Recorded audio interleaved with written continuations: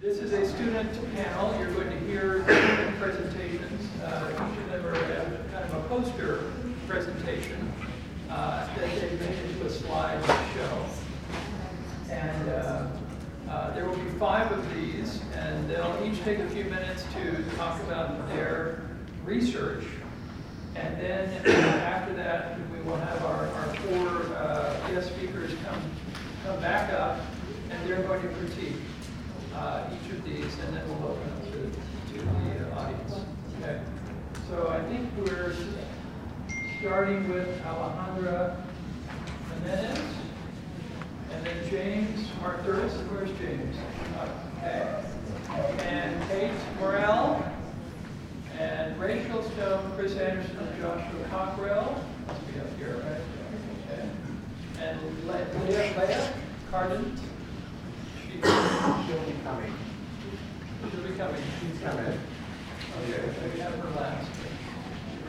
So, okay, my name is Alejandra Gimenez. The title of this project is Who Ran Where, and it's a mobilization field experiment about more female participation. So, to start off looking at what has been done, there's established that when you're looking at who's running, Fox and Lawless have found this eligibility pool. People who are in law, business, education, those people are a lot more likely to run for political office. And so there's what's called the political pipeline, and how do you get from being not nothing, but just being a citizen who's voting all the way to someone who's holding political office. And there's between becoming an eligible candidate, so someone who is in the likely pool, to becoming an actual candidate, and there's 2 steps. First, you have to consider running, and then you weigh the costs and benefits, and then decide to run. And that step of considering running, for a while, no one considered that step. And so that didn't seem like a problem into entering politics. But Fox and Lawless saw that even just considering is a big enough leap, that's where a lot of the disparity comes in. And so Carolyn Simonatsu, this graph shows that nearly half of women didn't even think of running until someone suggested it. It just didn't even cross their mind. I mean, there's lots of things that you and I wouldn't even think about. I'm a political science major, so sure, I think about politics all the time. But for some people, it just doesn't even cross their mind. And again, Lawless and Fox have found that recruitment helps bring more people into office, or at least running. And so we wanted to combine all these things. And we decided to run an experiment in a western U.S. state that is heavily Republican. 44% are registered Republicans, another 44% are unaffiliated, but a lot of those do tend to lean right. They just chose to be unaffiliated because the state is heavily Republican, so it has a lot of influence. So we ran this among only the Republican Party, simply because they're so large in this state. And particularly, there's a 50-50 balance between males and females that are voting and even attending these caucuses, but only about 20% of the females go to what is called the convention. So the state uses the caucus convention system to elect who's going to be on the ballot. So if you're elected as a state delegate in your local caucus, then you're the ones who effectively choose who goes on your ballot. And because the state is so heavily Republican, those who win at the Republican convention are effectively, for all intents and purposes, they basically have already won the election, quite often. So becoming a state delegate is a powerful position. So the way that we did it is we sent out letters to every precinct chair that we had contact information for. We had contact information for about 1,800 of the 2,100 precincts in the state. And it was mailed through with permit. So we did this in conjunction with the party, actually. So a sent-on party letterhead signed by the party chair to give it a lot of credibility. And they were assigned to one of 4 treatments. And the intervention was in the letter. So we had first a control condition where it was basically fluff, to be honest. It was like, don't forget there's a caucus. The end. The next one was supply. So we asked the precinct chair to personally recruit 2 to 3 women to run as candidates. And the demand condition asked the precinct chair to read a paragraph the night of the caucus, saying to read to the attendees, telling the attendees, we need more women elected. Please consider electing more women as state delegates. And we specifically said state delegates in that treatment. And the last one, we combined both of them. So this was the letter that was sent to, this is kind of the mock-up with a lot of the identifying information taken out of it. But effectively, you can see that this is the combined one where they had paragraph saying, please recruit more, and here's the paragraph, please read the night of. And so the way that the party keeps track of who wins and who becomes the actual delegates, but they don't keep track of who runs the night of the caucus. And not only were we interested in whether a treatment would give that end result, but we wanted to know how would it affect the dynamics of caucus that night, and how would it affect who ran, not just who won. So the data from this project that I'll be presenting is of a smaller subset. So in order to get that data, we sent out trained observers to about 136 precincts that were randomly selected throughout the state to collect. So we had them code on the proceedings, whether they followed the rules or not, the candidate gender, whether or not they give a speech, and the speech content, as well as just general notes things that they saw throughout the night that were notable. And they were completely blind to what was going on. We just told them we're interested in caucuses generally, so they had no idea why we were doing this. And so we double coded every caucus so that we could have even more data. So in total, we have about 2,300 separate individual candidates that were recorded as winning or running for at least one race. So we have about 40 precincts in each condition. These observers were randomly spread out throughout the four. So that's the setup of it. This shows the data from the control condition, the percent of candidates for each, so percent of female candidates, excuse me, for each office. The pink is the control condition, which through the checks that are available, because again, the party doesn't keep track of information from previous year's candidates, it does mirror what we would expect would have happened in an untreated year. So the control is effectively the untreated, what would have normally happened. And then the purple represents what happened when we give them both conditions. And you see that there's a significant drop in the number of female candidates for secretary and a significant increase for state delegate. And so treatments 1 and 2 they had movement in the right direction, but they weren't significant, which is why we don't include them. And so this is the same data, but just formatted differently. And what you can see is that really the females are shifting from running for service positions to leadership positions, or ones that have positions of consequence, if you will, that they have decision-making power. And so, especially among secretary, that's a huge jump of the number of women who are going from there to there. So really, it's shifting these women. We're not getting different women, but we're encouraging the women who are already politically involved to say, okay, now you're kind of already in the process, let's take you one step up. And so we were able to get them moving towards that way. So after this step, my first question was, well, what if these numbers are just off? Because like numbers are inflated, certain precincts or conditions had more people running than others. And along with our supply condition, we might have thought that maybe supply would increase the number of women. And what we see is that actually the proportion stays almost identically the same in every single condition. So we didn't change, we had no control over the number of people that were running that night.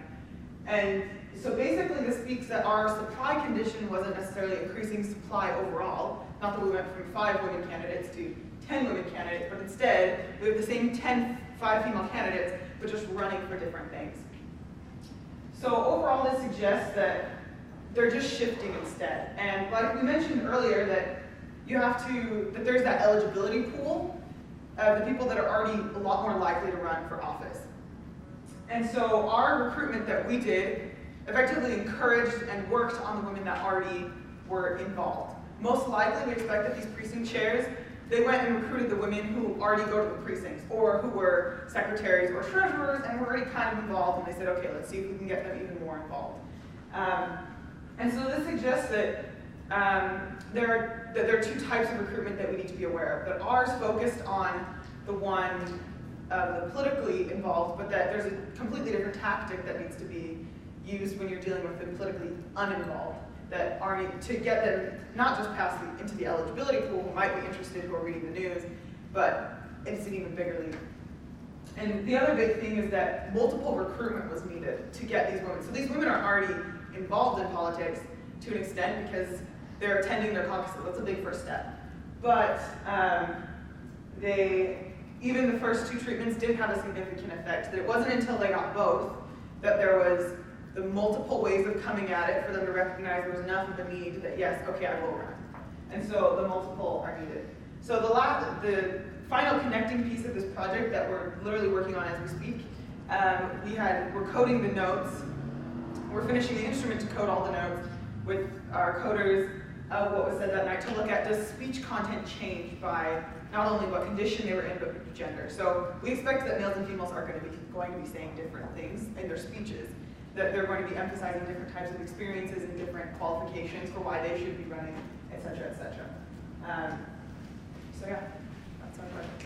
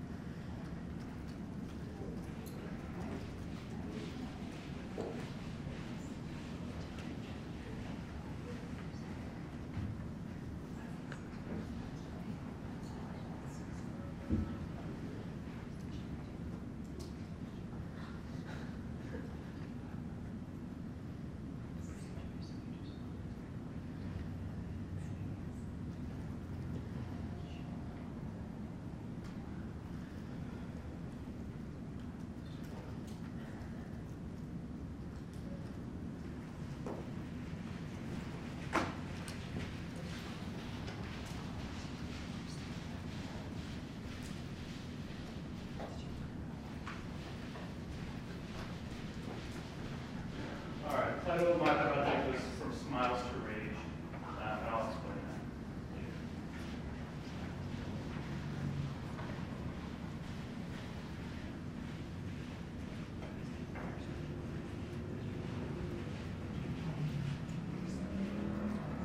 that. So one of the main issues that activists work on is changing hearts and minds. Oh, sorry.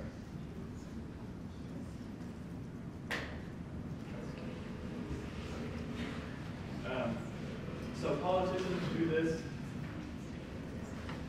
trying to change opinions on healthcare, minimum wage, policy attitudes. Human rights and social activists often do this with conflict resolution. Internationally, you have this with places like Israel, and domestically, you have this with groups like Hispanic immigrants, where we're trying to change people's opinions and make them more empathetic towards these groups.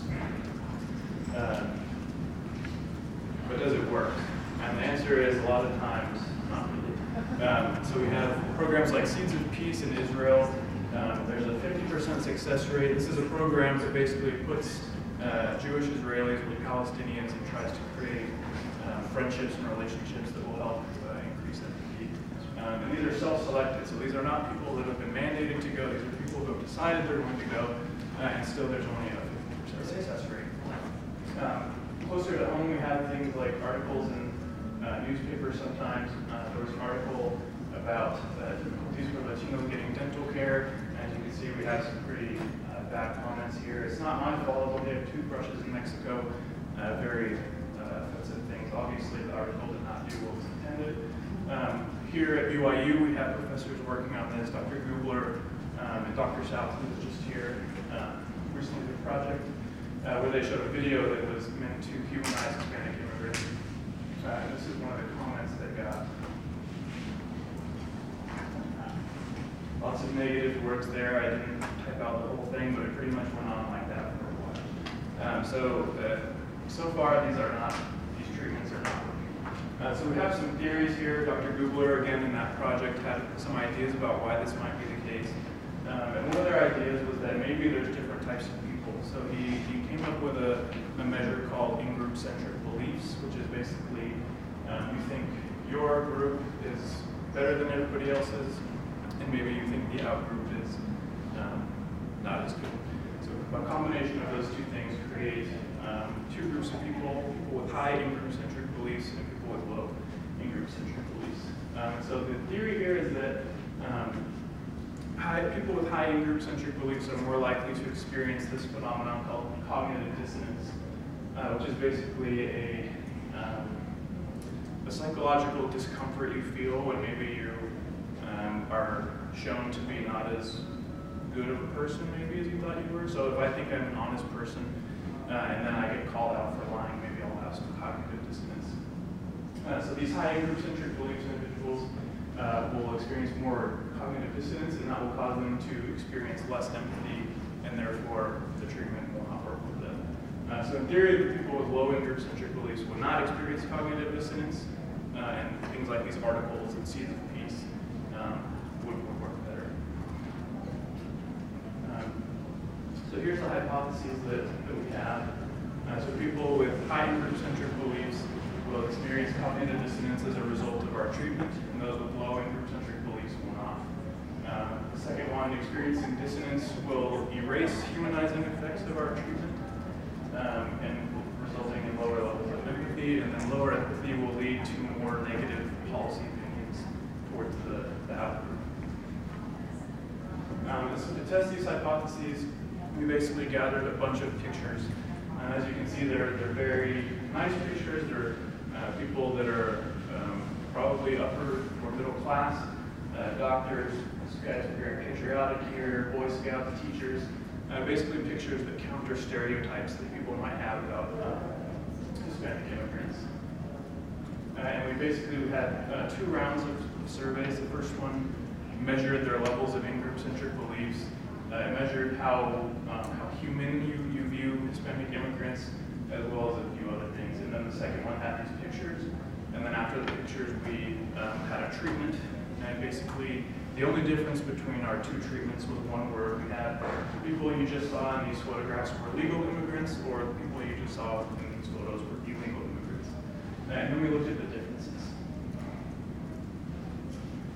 So with cognitive dissonance, again, the theory was that those with high in-group-centric beliefs will experience dissonance, and this is what we see. So the low in-group-centric belief individuals here with the blue line, there was no statistically significant increase between the 2 treatments.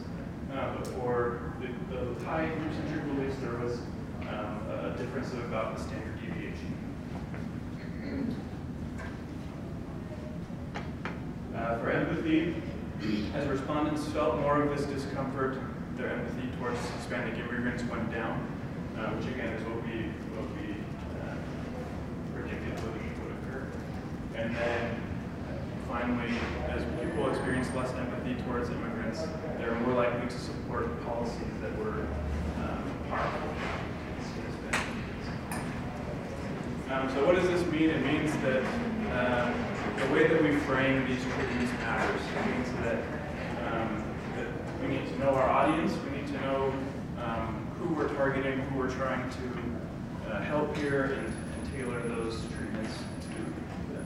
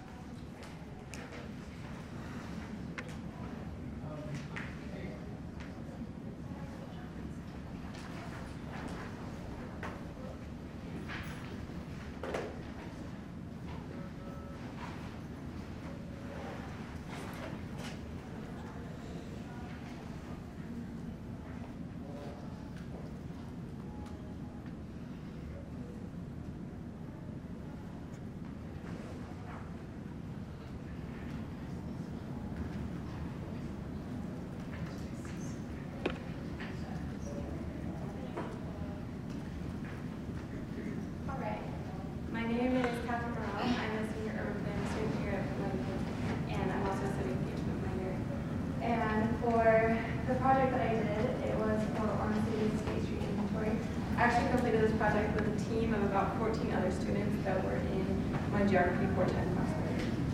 So, initially, this is Orange City, and you can see all the boundaries just so that you have a background knowledge of what happened.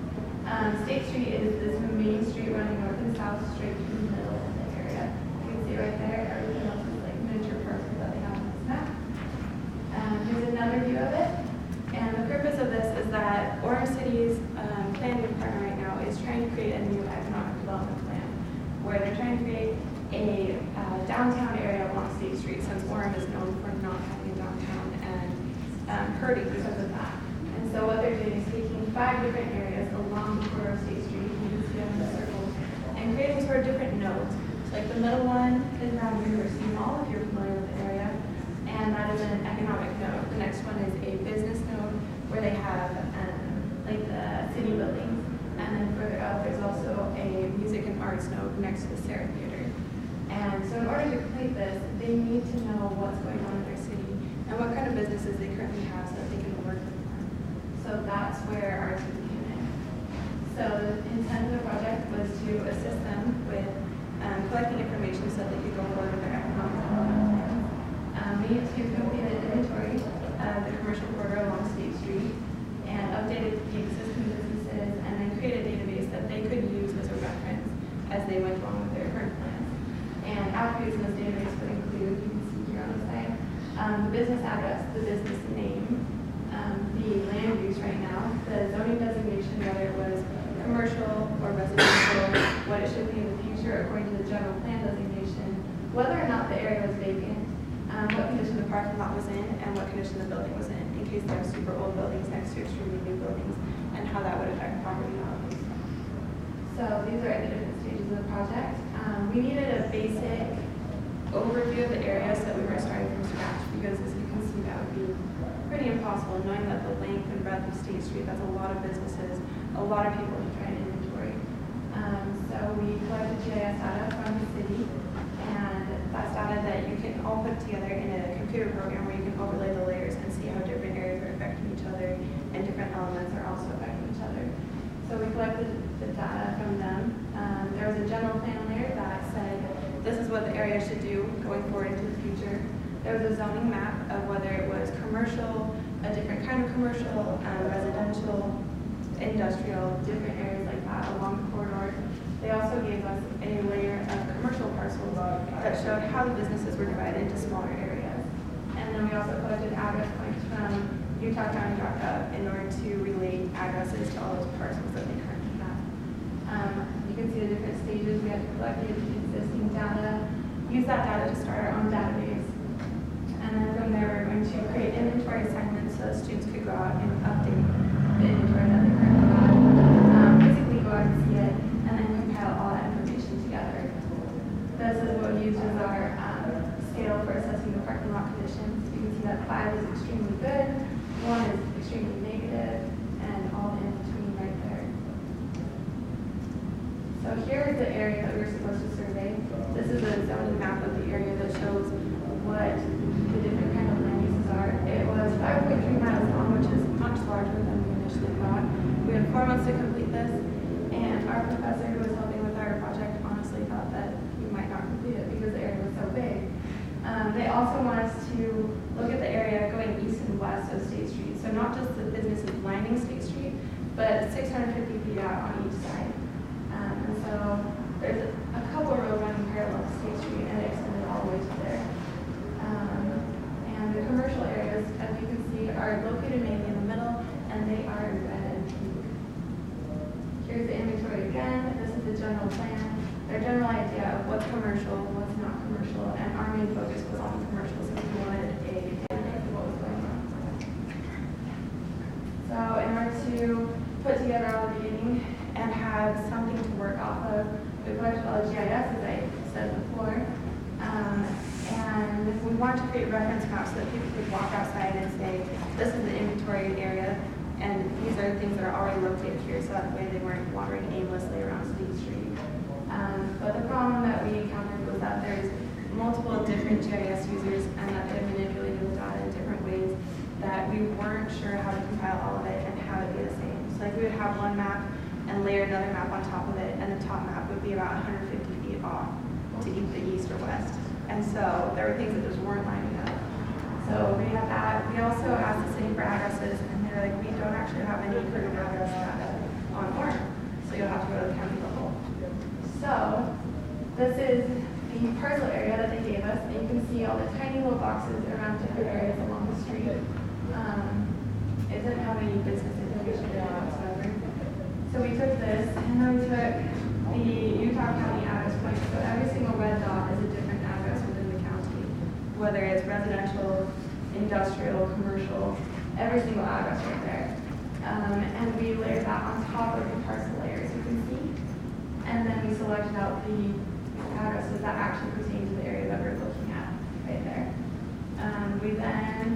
There's all this information tied to these maps, and we exported that into an Excel document that had where the parcel was located, what was inside the parcel, and the address that was currently assigned to it. And then we divided this whole area, the 5.3-mile stretch, into different blocks that people were able to survey. And the blue square in the middle that's highlighted, that's actually this. This is a close-up of it. And here you can see all the different parcels. Some of them contain businesses in them, sometimes they don't.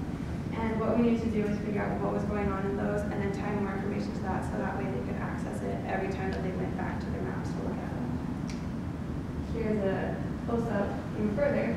This is a single block that someone would be given, one of the students to go on an inventory, and they would also be given the corresponding database. So here's the background to it, so that way they knew what buildings they were looking at, kind of in general. And then they were also given this sheet that went along with it. And this gave you the parcel ID, which, if you look at this,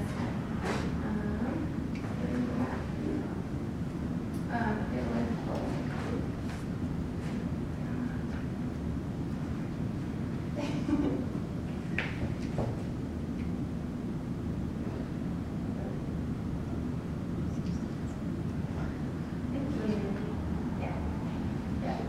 So, as you can see, it had, like this bottom square right here, they could go and say, this is parcel 1. Parcel 1 has this many businesses in it, and these addresses that are attached to it.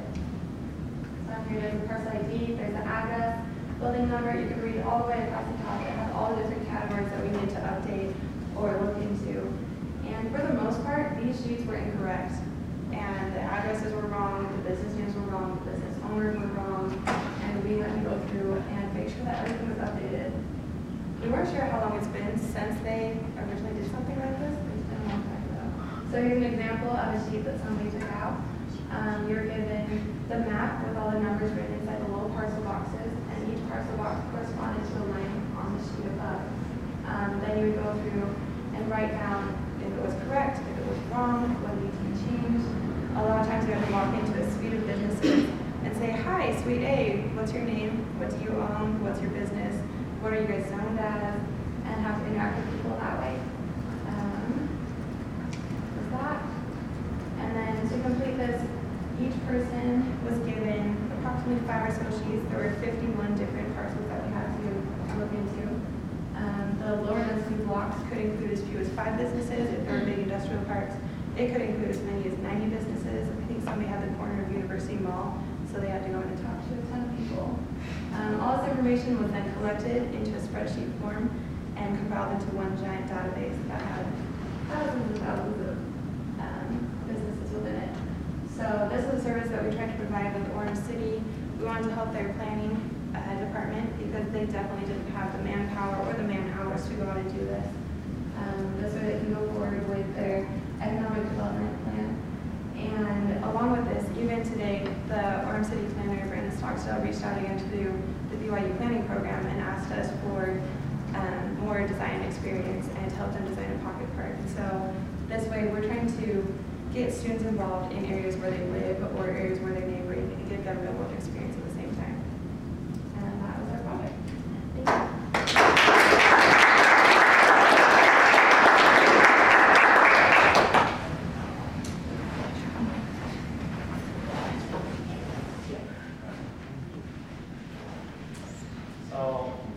Thanks everyone for coming. I wouldn't necessarily expect better clicker performance, though we are computer scientists. We're not clicker scientists. So we're going to hold you to it. We'll do the best we can.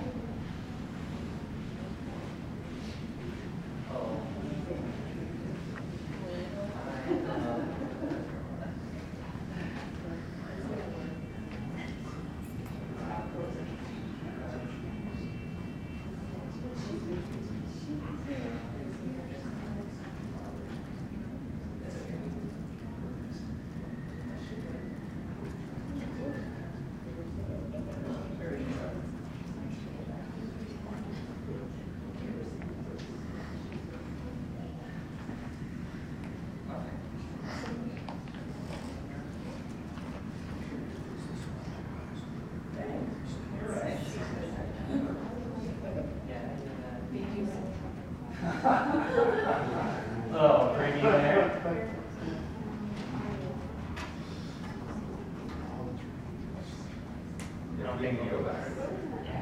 All right, we're in.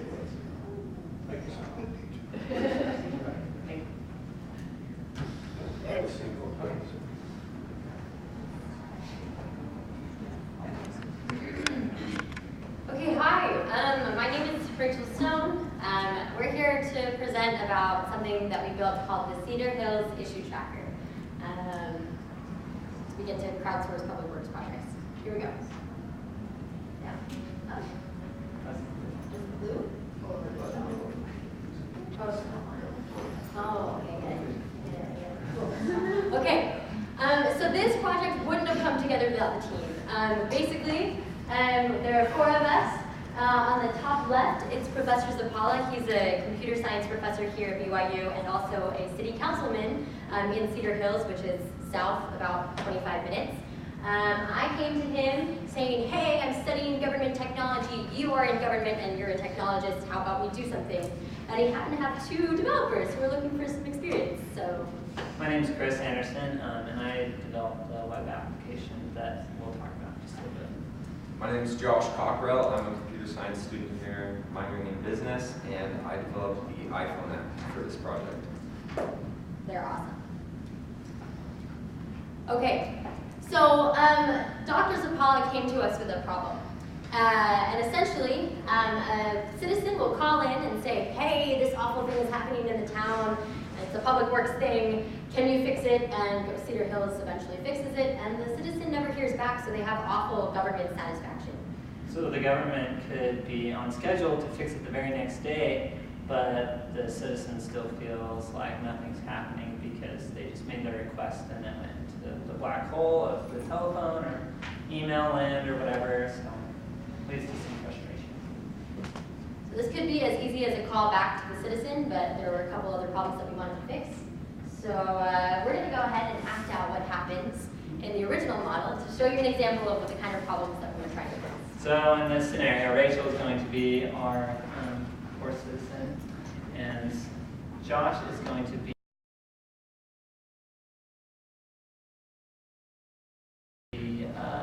in the Cedar Hills office taking calls that day. So, Hi, thank you for calling the City 311. How can I help you? Oh, so this is 311? Oh my gosh, it took me 5 calls to find you guys. I have to search so many websites. I have a problem.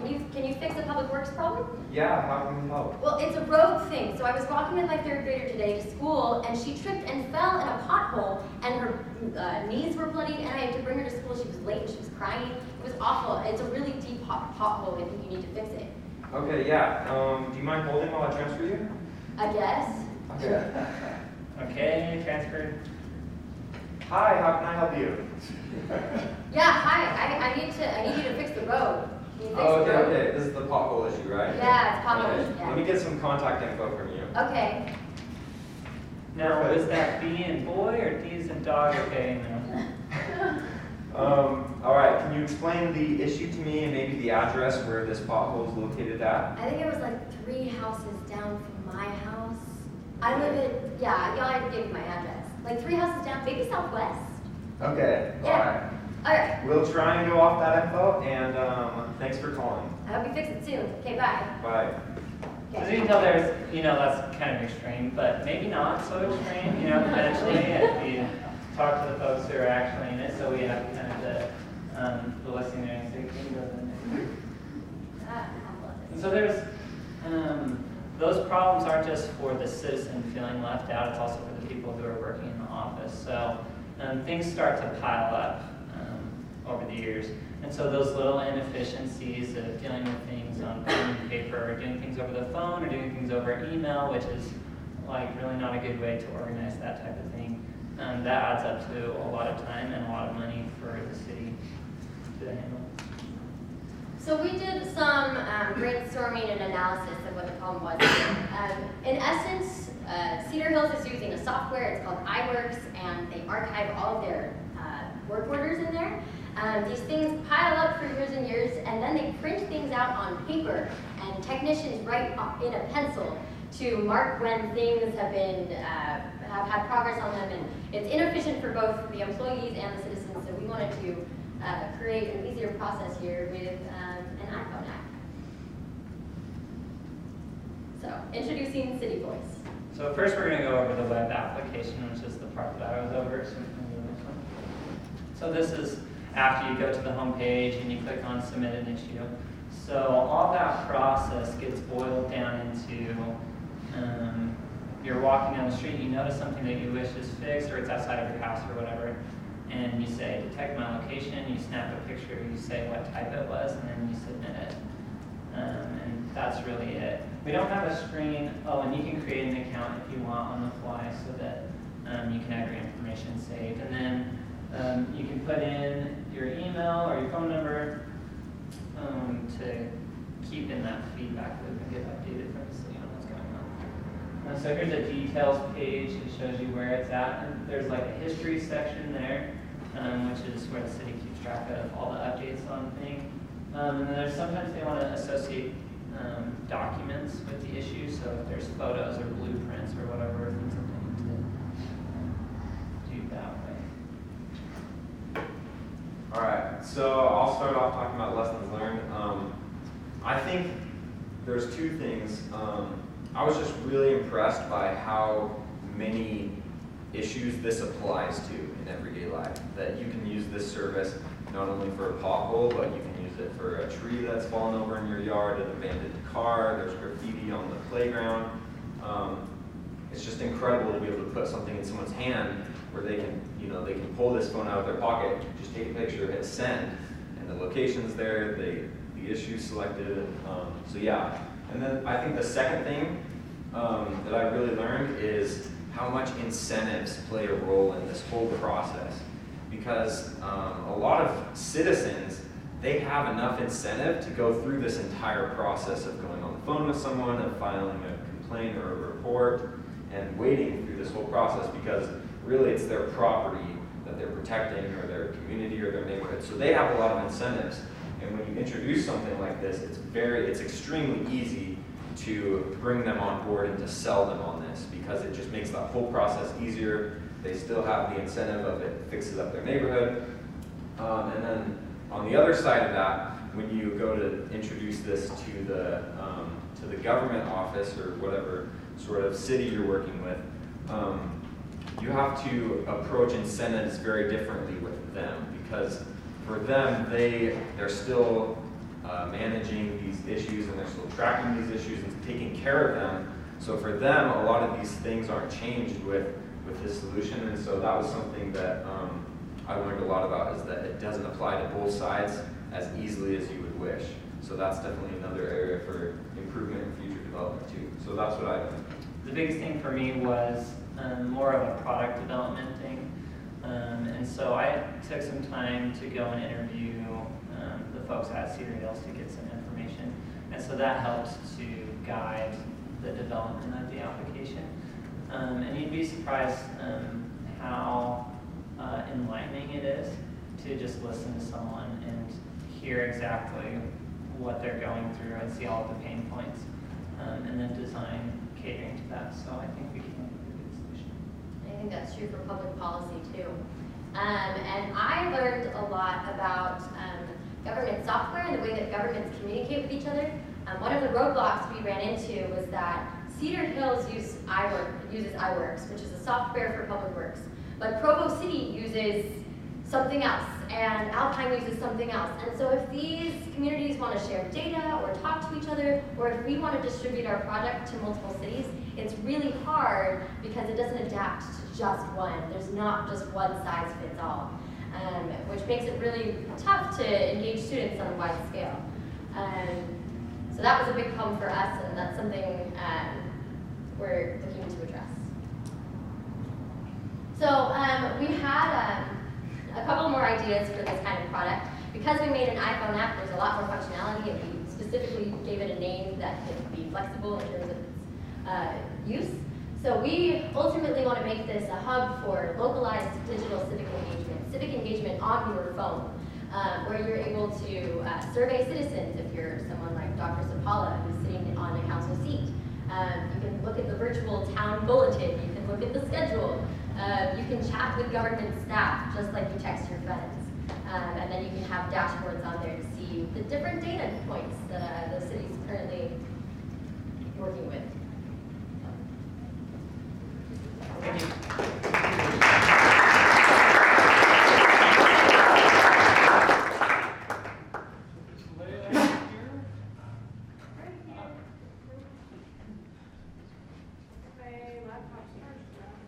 Leah here.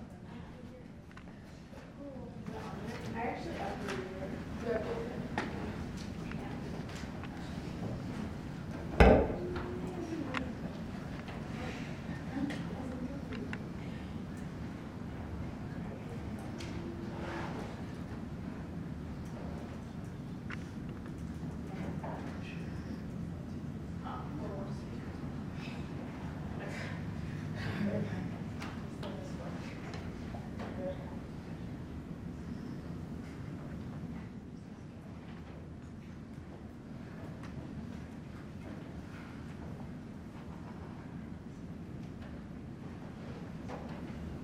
So I'm Leah Cardon.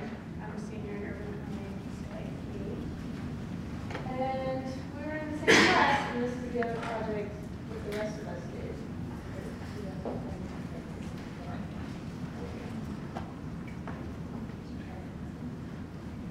Let's work.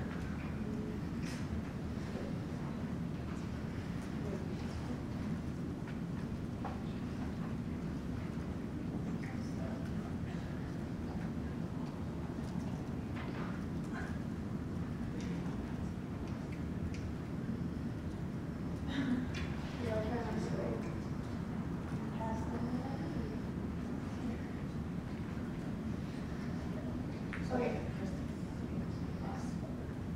Thanks. Okay, so I'm Leah Cardon. I'm a senior in urban planning, like I was saying.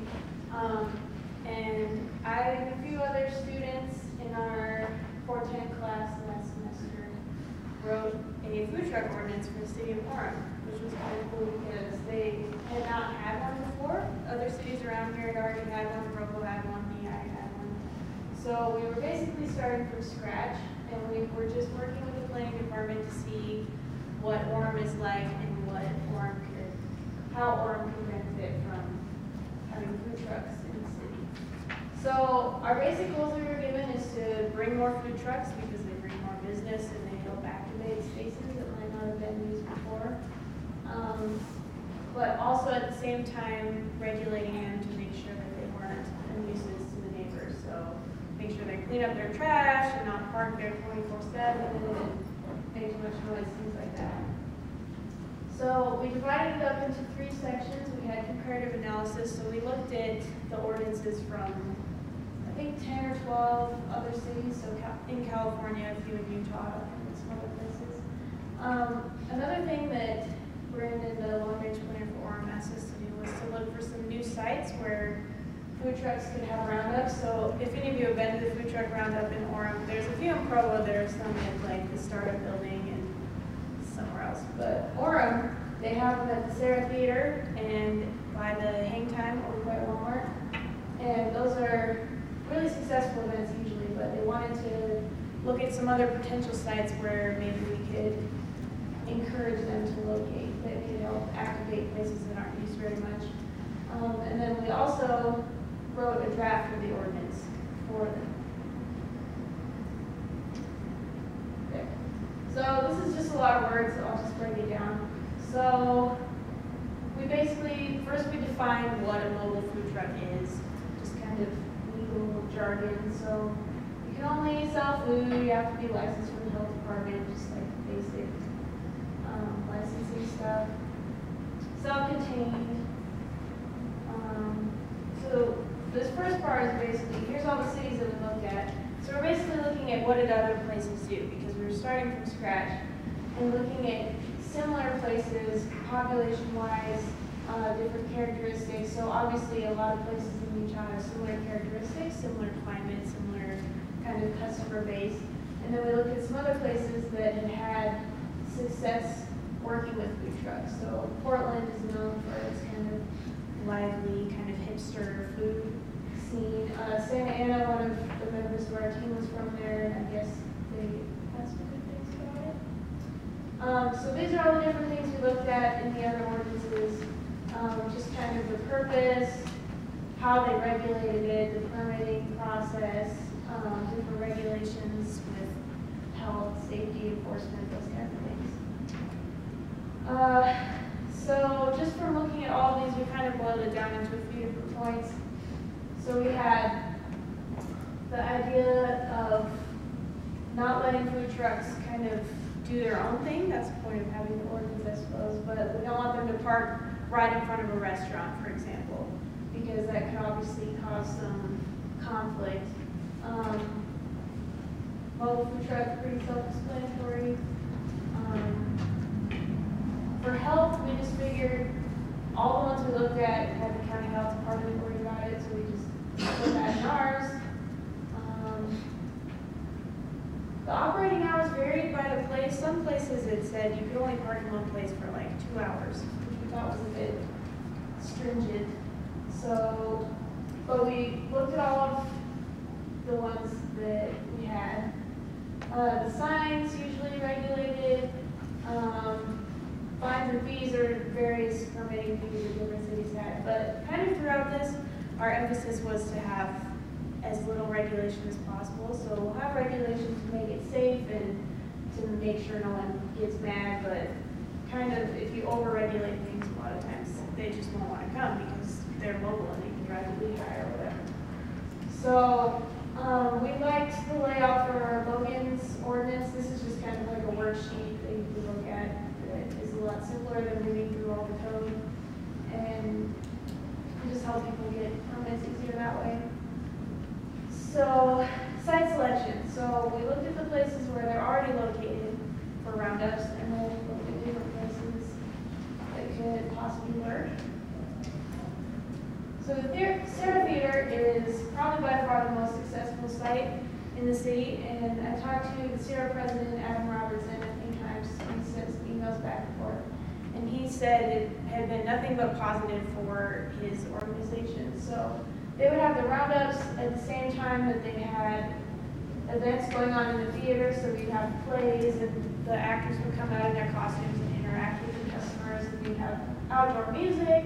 They invested a lot of money in different amenities for people. They had outdoor seating and like heat lamps in the winter, and they volunteered their restrooms, and it was just a really good opportunity for publicity for the Sarah Theater. And we looked at moving it over to the Sarah Park because it might be more room, but they really liked the location where it was, and especially along State Street with visibility. So this remains probably the best site in Orem. There's the one. Oh yeah, I think that was the parking lot across from Target. I think they used to use it, but they don't really anymore. And it doesn't really have any amenities, so we kind of did look at that one. This one, you can see hang time in the back there. It's just giant empty parking lot. No one ever parks there. I've been to that one in the summer. You can fit, there was probably 30 food trucks there. So it was really good location, size-wise, and it wouldn't really bother your neighbors because you're on Sand Hill and University and that really loud intersection anyway. Lots of visibility, so that's still a good one. I talked to some people at UVU. They said they've had food truck events in the past and might be open to future ones. They thought that I was trying to organize one, so they got a little like jumpy, but said, no, we're not going to change anything. I'm just wondering if you'd be open to it. So that could be a possibility. We just have to work with them. But the new spots. So everyone's familiar with the University Place redevelopment of the mall. I don't know if you can see, is there a laser pointer on this? No? Okay. So here's the green right here. To the northeast of it, there's 4 little yellow rectangles, and those are actually designated food truck parking spots on the site plan. So obviously they're on board, and it would just be a great location to get lots of foot traffic with the residential development there. So that's definitely a prime spot. We thought the city center park is a lot of times underused. So when sports teams aren't playing in the fall, winter, spring, that could be a possibility. We have this big parking lot, and it would just kind of bring more people to the city center and get them using it. actually looking at renting out this band shell to just whoever wants to use it. Previously, it was only for city events, but when I was working with them, some resident intern, they were looking into that. So it could be a possibility during those concerts.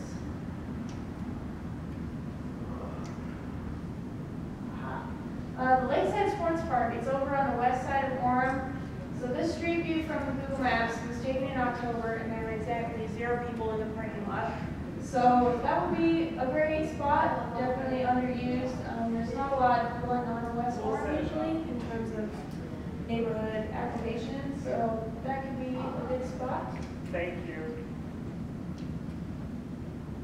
So real quickly, I'll go over the draft of our ordinance. So basically, we just kind of put together all our findings from all the other cities, but kind of personalized it for Orem. So we have more definitions. We decided they need to park at least 150 feet from a restaurant frontage or get written permission from the owner, and that just kind of keeps them from competing with restaurants that can't move like they can. They have to take care of their own garbage.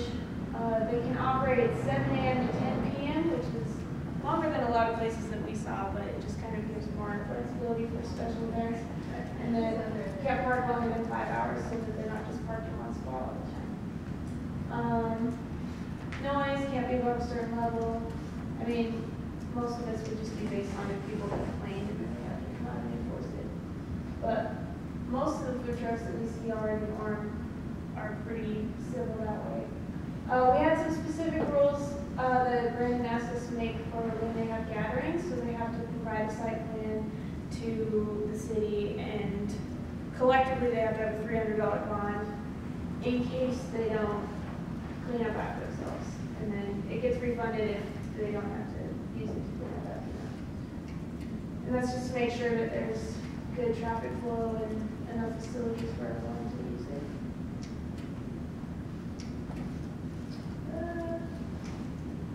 That's not working. Oh. No, it's supposed to. Perfect.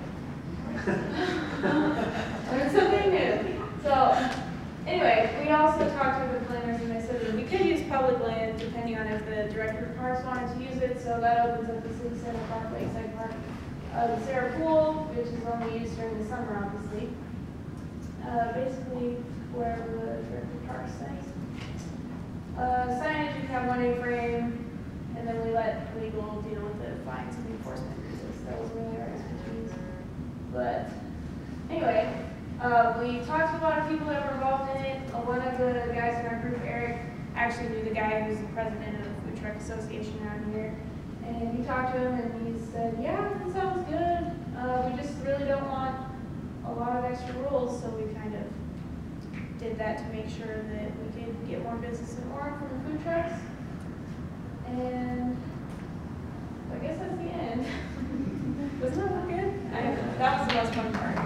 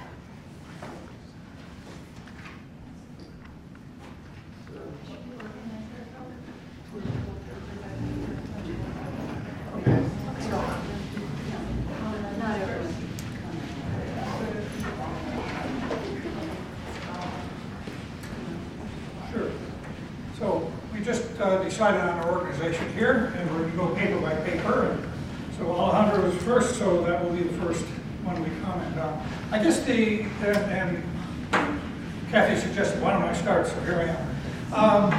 The first thing I would point out, probably speaking for all of us, is that I was impressed with these. I thought you guys did a good job. And of course, we could criticize lots of things. I mean, one of the things that one of the criticisms I would make is that perhaps you didn't have enough time to fully explain yourselves. And I would have liked, particularly if I had not read these, if I had just seen the presentation, I would have wanted more explanation of various things. And sometimes on the slides, sometimes verbally, but you only were given, I think, a certain amount of time, and you did a good job at it. So that's one sort of criticism. But the larger point I would like to make is how good these were. I think you did a really terrific job. And I don't want that to be lost. I don't think any of us would want that to be lost in any of what we're going to say. Our job is partly to be critical, hopefully to help improve things, but you all did very well.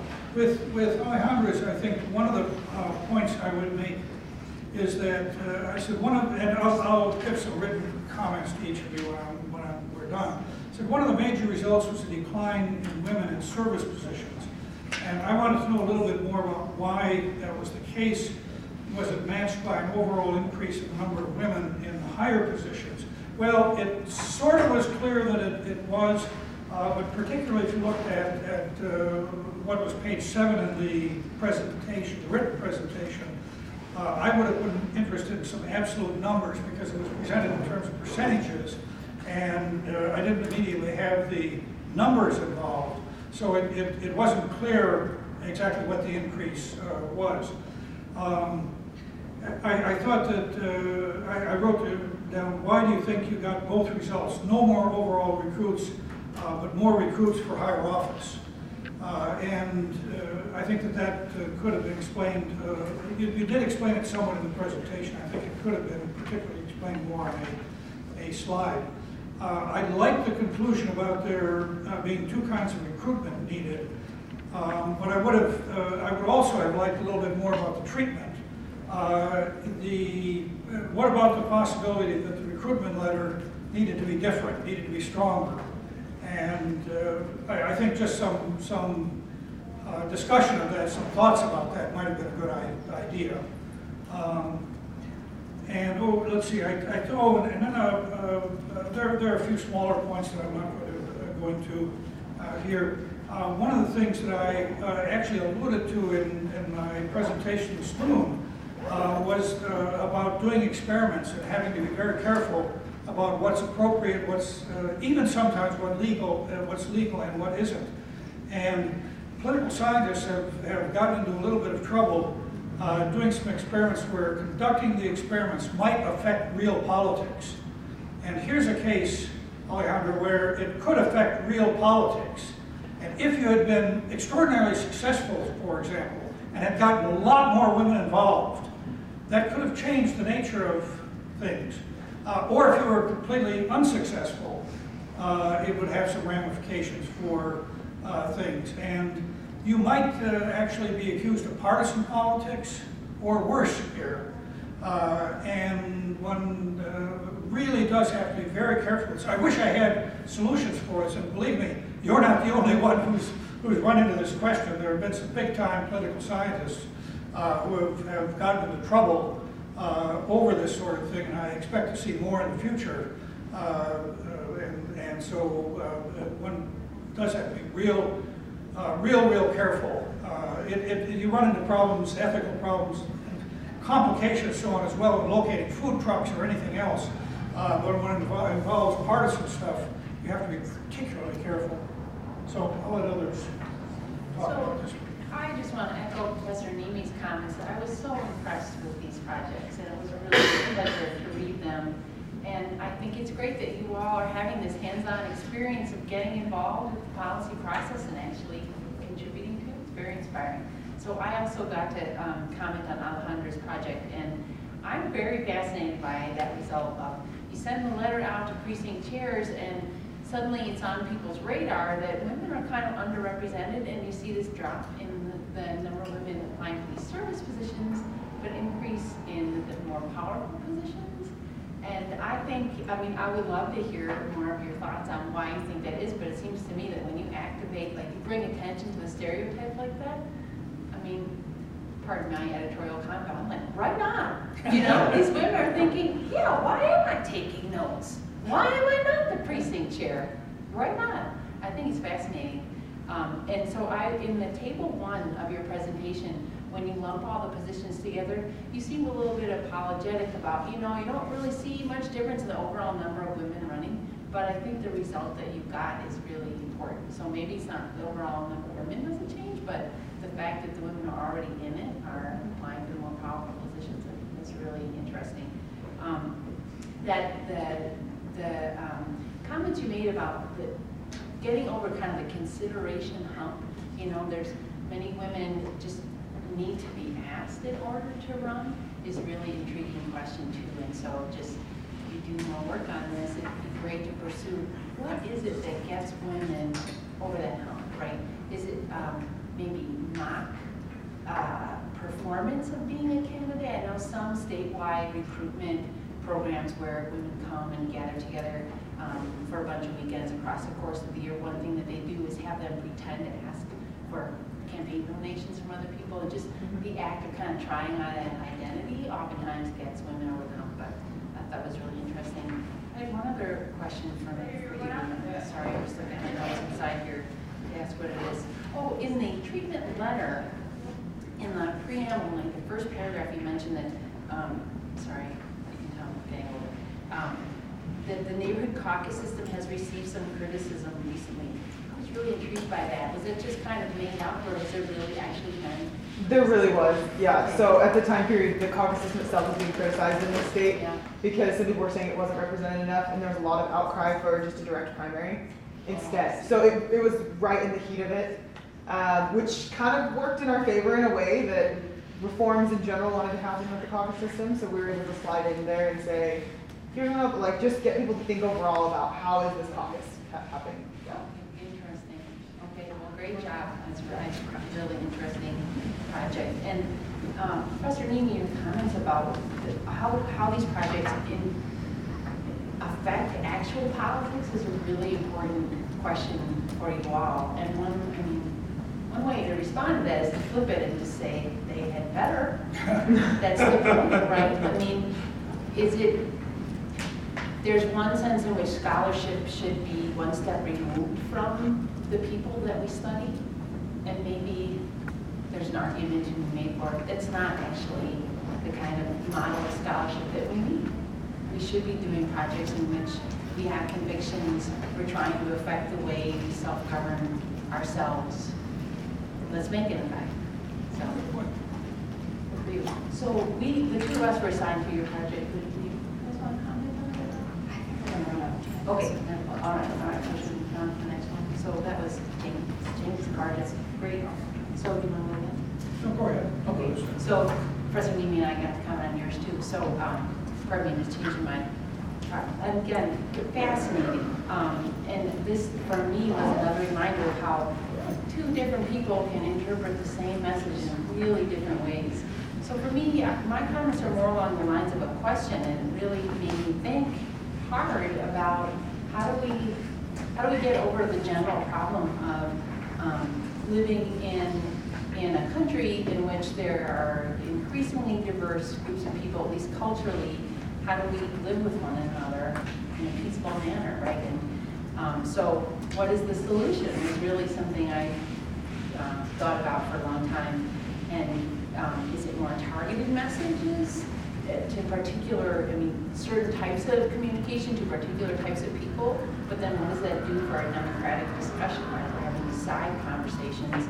But then also you raise in the end this question about, it's about framing and how to properly frame the message. And I thought, what is the frame that resonates with these folks with these in-group-centric beliefs about immigration? How do you convey it to people that actually immigration is not this threat that you're perceiving it to be, if that's the message you want to convey? So it's more of a question. You gave me a lot to think about. Thank you. One of the comments I had about all of the presentations was that there is perhaps very likely more work that's been done than you know about. Now, part of that's just you only have a semester, or even if you have a whole year to do these, there's only so much you can do.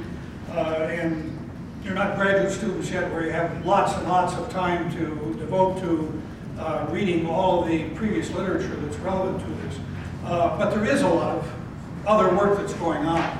And here, with all of them actually, there's a lot of prior work that would be relevant.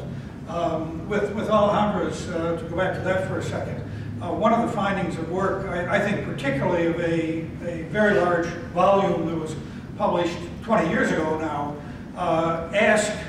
asking is very important. If you're not asked, you're much less likely to do it. If you're asked, you're much more likely to do it. So you could have built on that had you known about that.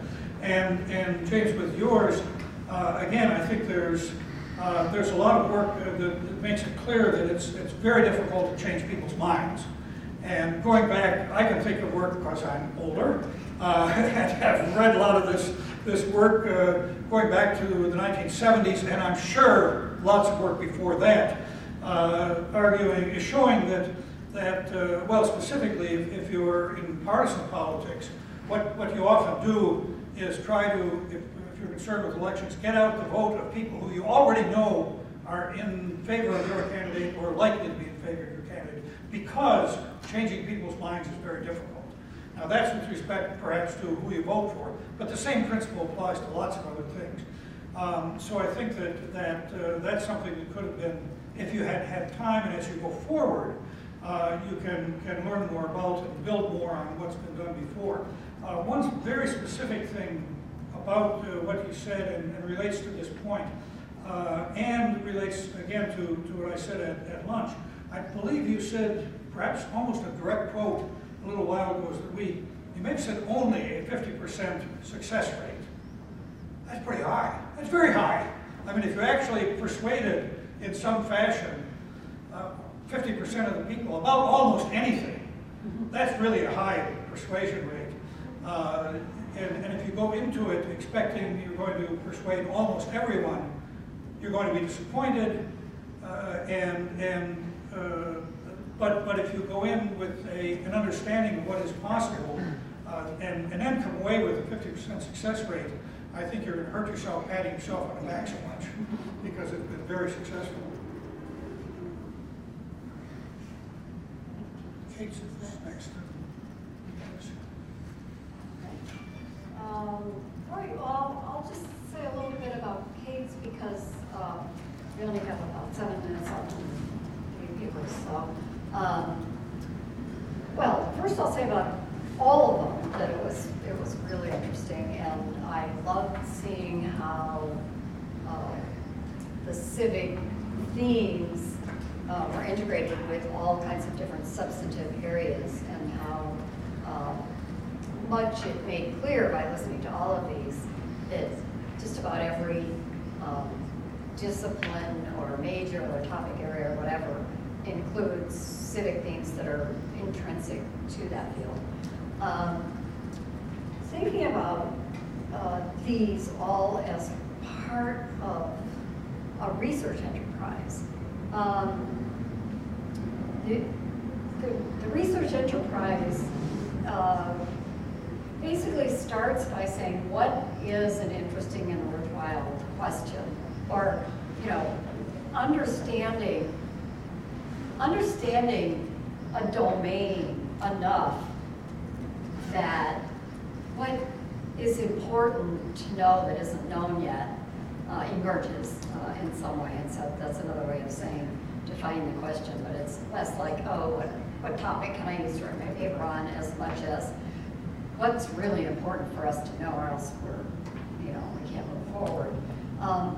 And it goes to instrumentation and methods and implementation and interpretation and all that. And I felt like, and application of knowledge.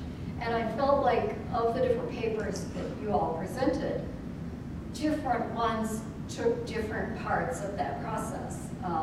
And so not every one was a project that did the whole full-scale array.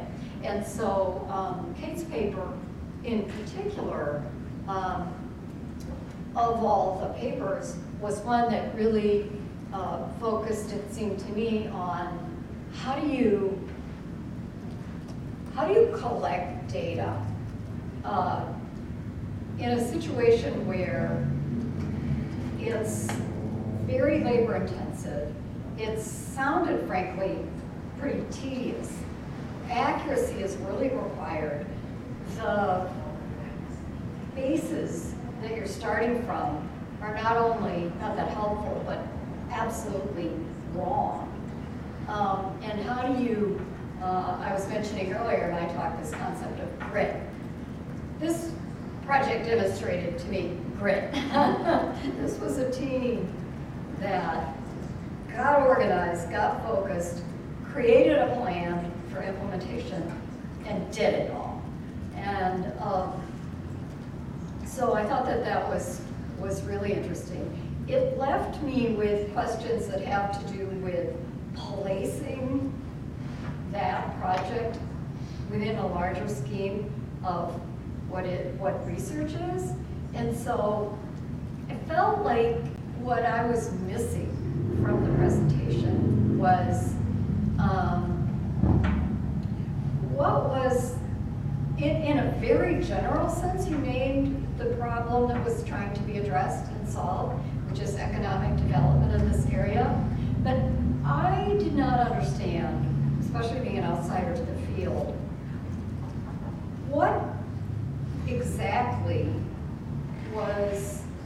how exactly was this kind of information going to contribute to economic development? How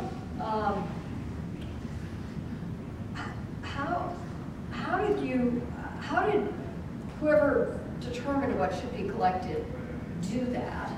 And why that? And how was the information, what was it being collected for in terms of using this information to move a larger problem forward? So that was one question that I felt could have been addressed in more depth.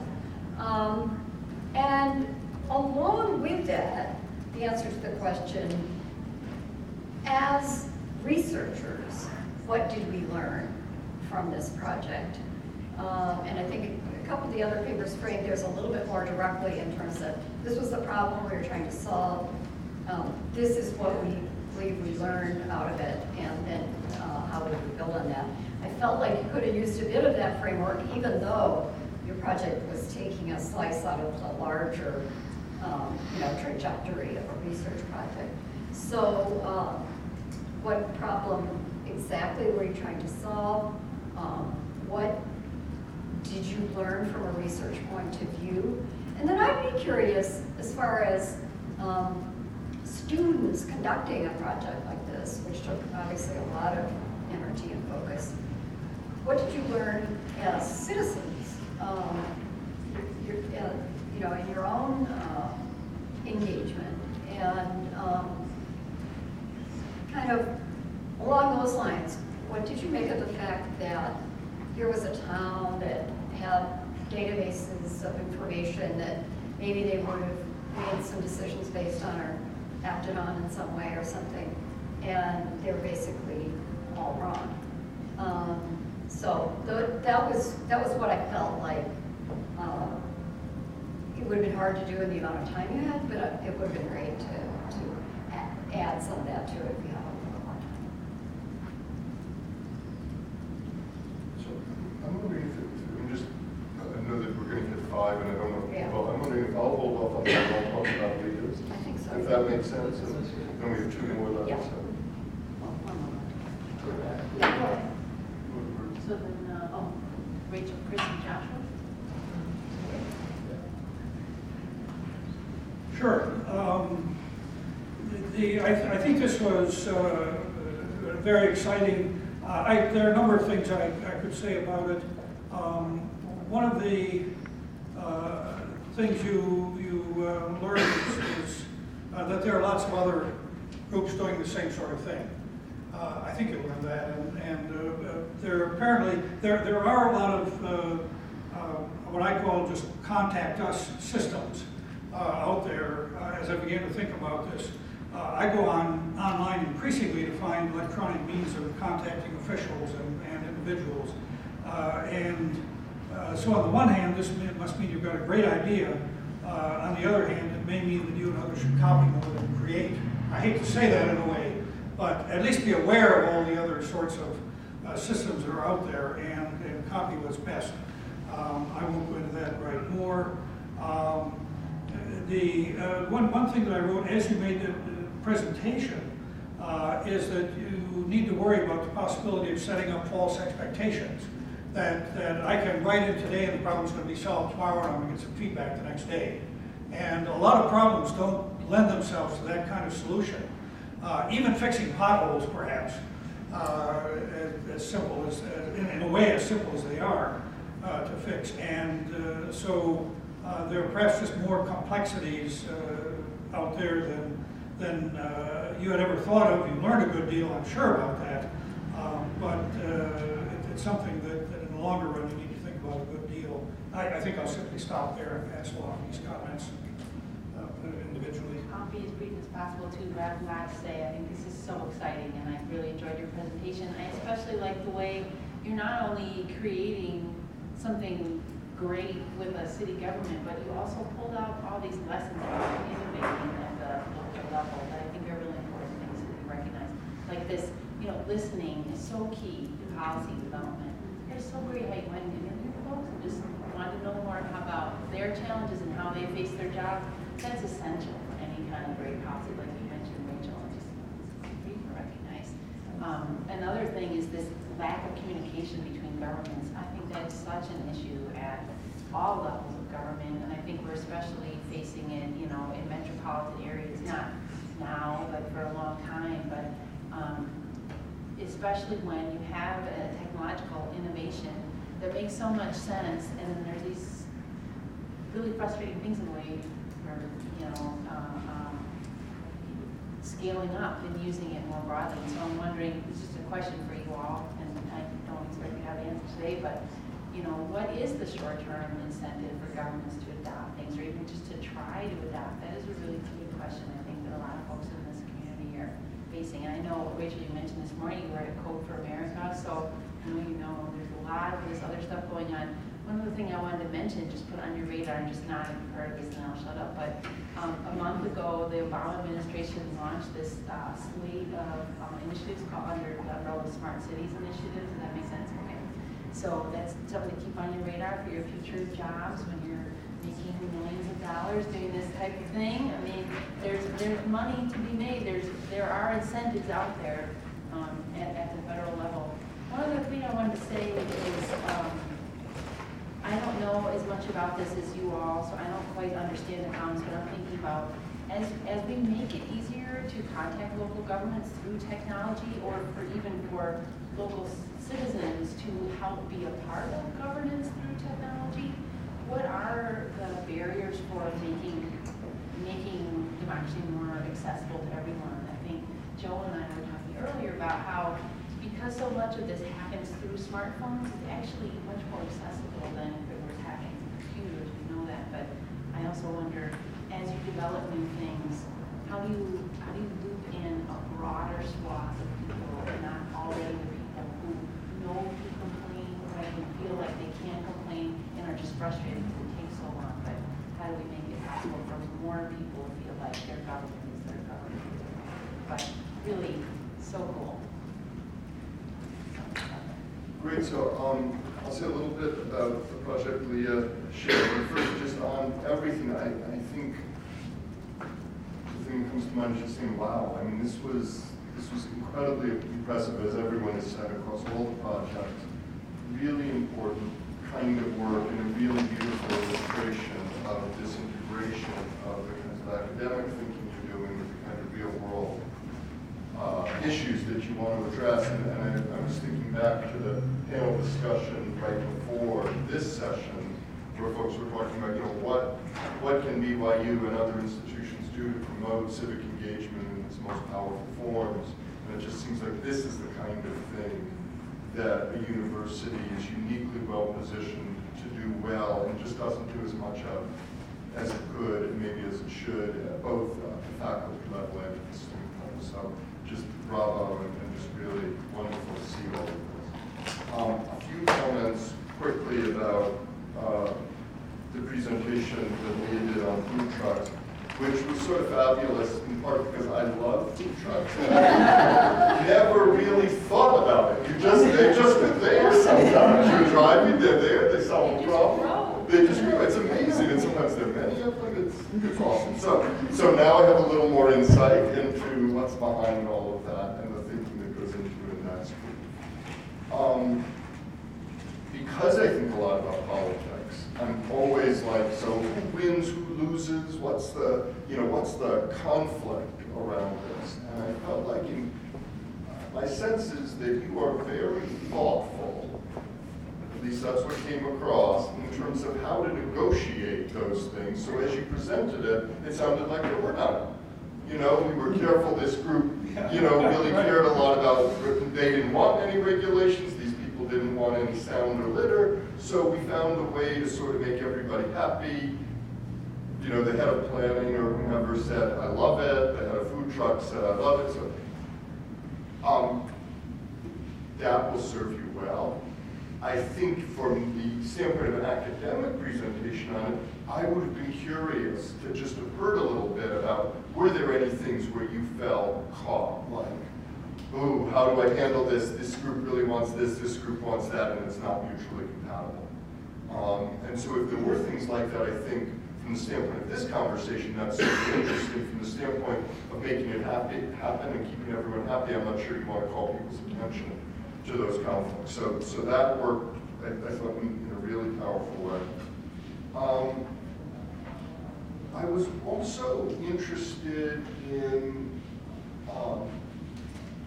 the benefits that you're trying to maximize.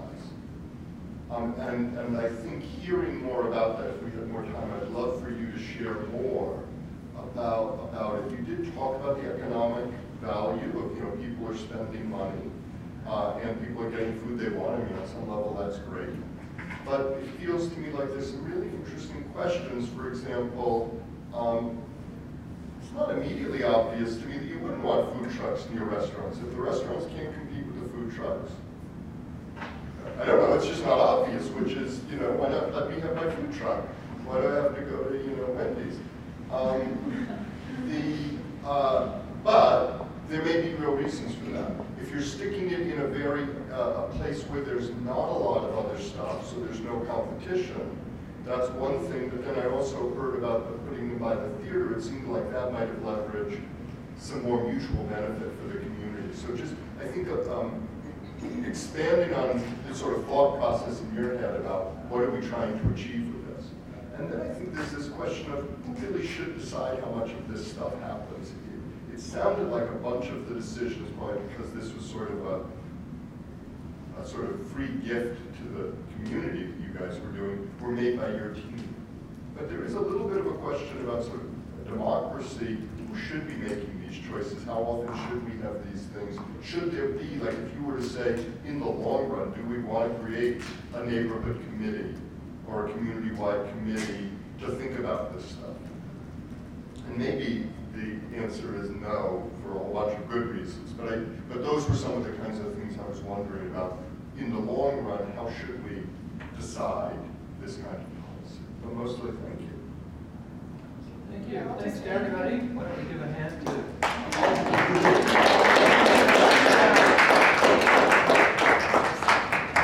thanks for coming. That's great.